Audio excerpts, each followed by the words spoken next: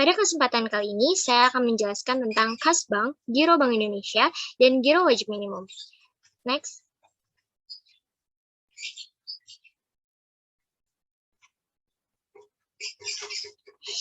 Pembahasan yang akan kita bahas nantinya, yaitu pertama ada pengertian kas bank dan jenisnya, yang kedua ada pengertian giro pada Bank Indonesia dan transaksinya, yang ketiga ada pengertian giro wajib minimum dan perhitungannya.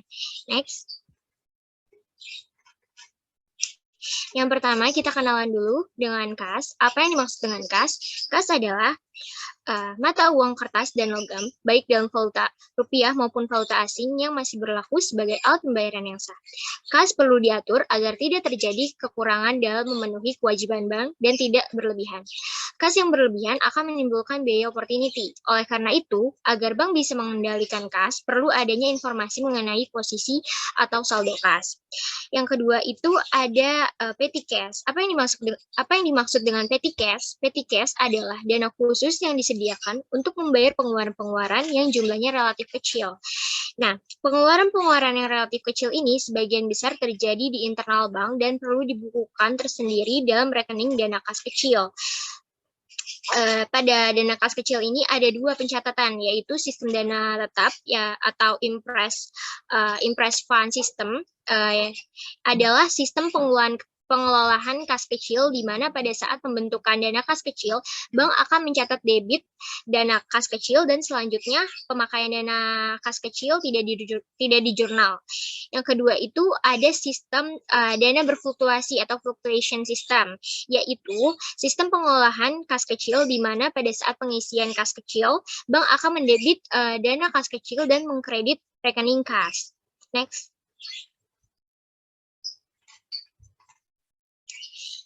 Yang selanjutnya itu ada kas bank. Kas bank adalah jumlah uang tunai yang disimpan di bank dalam bentuk rekening tabungan dan giro atau billet yang dapat ditarik setiap saat. Kas juga terdiri dari uang logam, uang kertas, cek, wesel pos atau money order, dan deposito. Perubahan saldo kas pada bank disebabkan oleh yang pertama itu dari penyetoran dan penarikan tunai oleh nasabah. Yang kedua itu ada penyetoran dan penarikan dari rekening bank yang bersangkutan di Bank Indonesia. Dan yang ketiga itu ada penggunaan transaksi internal bank, misalnya kas kecil dan pembayaran biaya-biaya operasional. Next.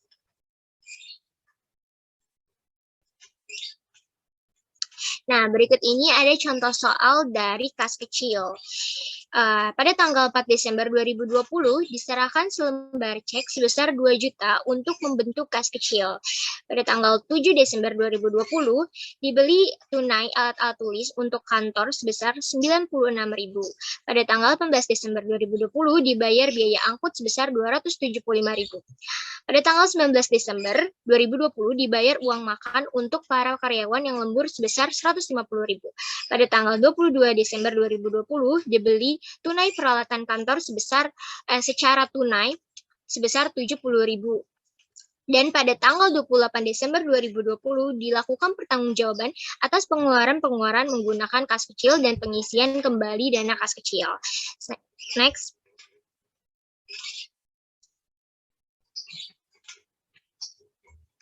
Nah, selanjutnya kita masuk ke pencatatan jurnal umum transaksi kas bank. Yang pertama itu dengan menggunakan metode impress. Metode impress ini adalah metode dana tetap. Yang pertama itu di tanggal 4 Desember 2020 terjadi pembentukan dana kas kecil, yaitu jurnalnya berarti dana kas kecil di debit sebesar 2 juta, kemudian kasnya di kredit sebesar 2 juta. Next. Kemudian pada tanggal 28 Desember 2020, pada saat pengisian kembali dana kas kecil, semua akun-akun yang dari transaksi sebelumnya itu dimasukkan, yaitu transaksi pada tanggal sebelumnya, slide sebelumnya.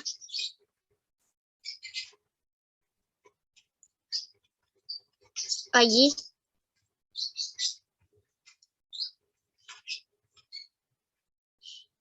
Nah, yang ini pada tanggal 7 Desember, 18 Desember, dan 19 Desember, dan 22 Desember itu tidak di jurnal, tapi di jurnalnya itu pada tanggal 28 Desember. Next.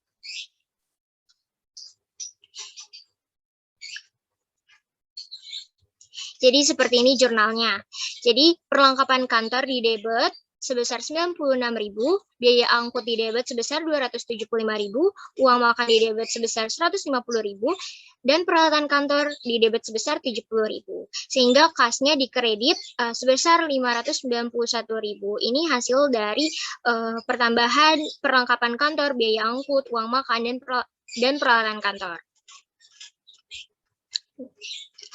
Dan yang kedua ini menggunakan metode fluktuasi.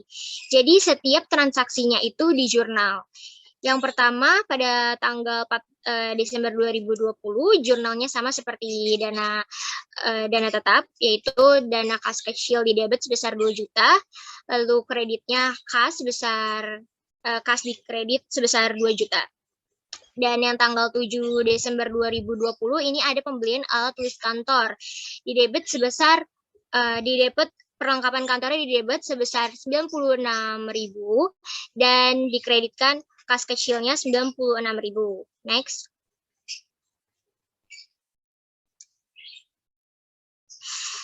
Lalu ada pembayaran biaya angkut pada tanggal 18 Desember. Jurnalnya biaya angkut di debit sebesar 275.000, lalu dikredit kas kecil sebesar 275.000.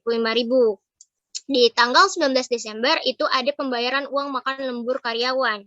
Di jurnalnya uang makan di debit sebesar 150.000, lalu di kreditnya itu ada kas kecil sebesar 150.000. Next.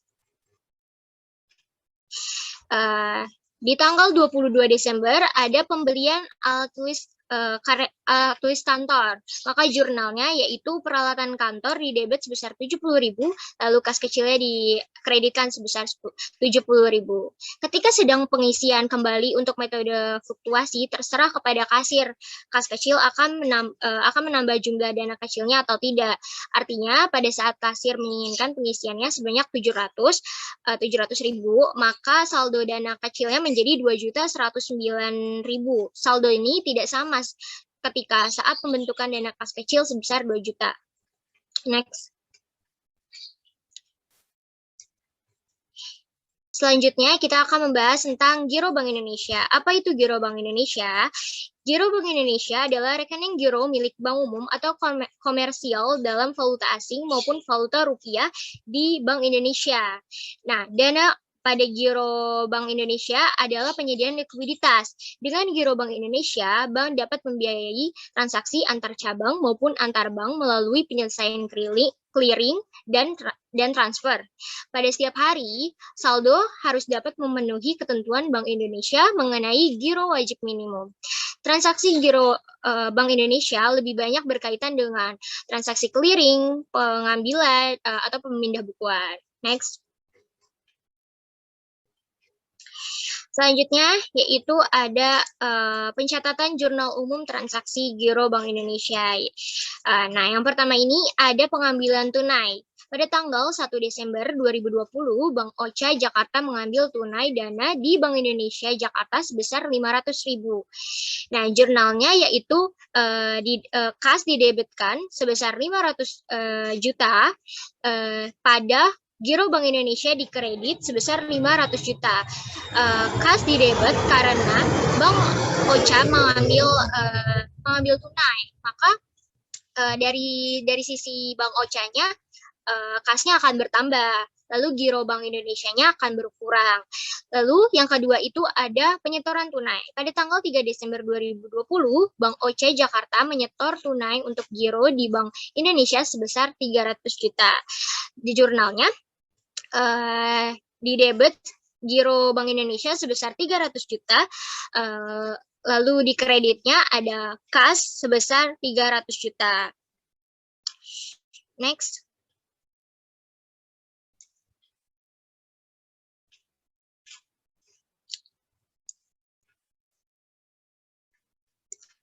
Yang ketiga itu ada penarikan clearing. Pada tanggal 4 Desember 2020, Bank OCA Jakarta menerima tagihan dari Bank Indah Jakarta sebesar 100 juta untuk beban saudari Budi. Nah, jurnalnya yaitu Giro Saudari Budi sebesar 100 juta di debit, kemudian Giro Bank Indonesia dikredit sebesar 100 juta. Yang keempat itu ada penyetoran clearing. Pada tanggal 5 Desember 2020, Bank OCA menyerahkan warkat clearing ke Bank Indonesia dan pada hari itu juga clearing kedua dinyatakan berhasil sebesar 200 juta. Untuk keuntungan rekening giro saudara Ali, maka jurnal pada clearing kedua adalah sebagai berikut. Nah, jurnalnya yaitu debit Giro Bank Indonesia sebesar 200 juta pada kredit Giro Budi sebesar 200 juta. Next. Lalu selanjutnya ini ada Giro Wajib Minimum Bank Indonesia atau Reserve Requirements. Tata cara pembukaan, penyetoran, penarikan, dan penutupan rekening giro rupiah dan rekening giro falas ditetapkan berdasarkan ketentuan Bank Indonesia yang berlaku tentang hubungan rekening giro antara Bank Indonesia dengan pihak tertentu.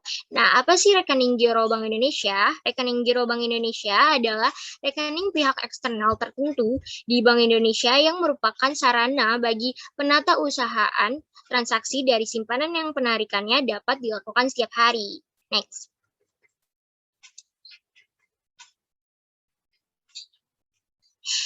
Rekening ini ada valuta rupiah maupun valuta asingnya. Rekening giro dalam rupiah adalah rekening giro dalam mata uang rupiah yang penarikannya dapat dilakukan dengan menggunakan cek Bank Indonesia, bilet Bank Indonesia, atau sarana lainnya. Sedangkan rekening giro dalam valuta asing adalah rekening giro dalam valuta asing yang penarikannya dapat dilakukan dengan cara pemindah bukuan atau sarana lainnya sebagaimana dimaksud dalam ketentuan Bank Indonesia yang berlaku tentang hubungan rekening giro antara Bank Indonesia dengan pihak ekstern. Next. Nah, kemudian ada Giro Wajib Minimum Bank Indonesia. Apa yang dimaksud dengan Giro Wajib Minimum Bank Indonesia? Yaitu simpanan minimum yang harus dipelihara oleh bank dalam bentuk saldo rekening giro Bank Indonesia yang besarnya ditetapkan oleh Bank Indonesia sebesar persentase tertentu dari pihak ketiga. Nah, di sini ada jenis giro wajib minimum. Yang pertama itu ada giro wajib minimum primer. Yaitu simpanan minimum dalam satuan rupiah yang wajib dikelola oleh bank dalam rekening giro di Bank Indonesia. Nominalnya sudah ditetapkan dalam rasio terhadap dana pihak ketiga yang dihimpun oleh perbankan. Nah, yang kedua itu ada giro wajib minimum sekunder, yaitu merupakan alat untuk ekspansi atau menambah likuiditas bank jika diturunkan. Sebaliknya, jika dinaikkan atau mengurangi likuiditas bank, maka tujuannya untuk mengerem penyaluran kredit perbankan. Kebijakan ini tujuannya untuk mempengaruhi likuiditas sehingga berpengaruh pada suku bunga maupun kapasitas penyaluran kredit bank. Nah, yang ketiga ini ada giro wajib minimum loan to fund ratio. Yaitu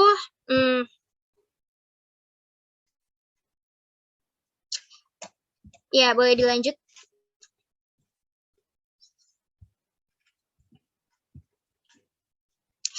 Yang selanjutnya ada kriteria pemenuhan GWM.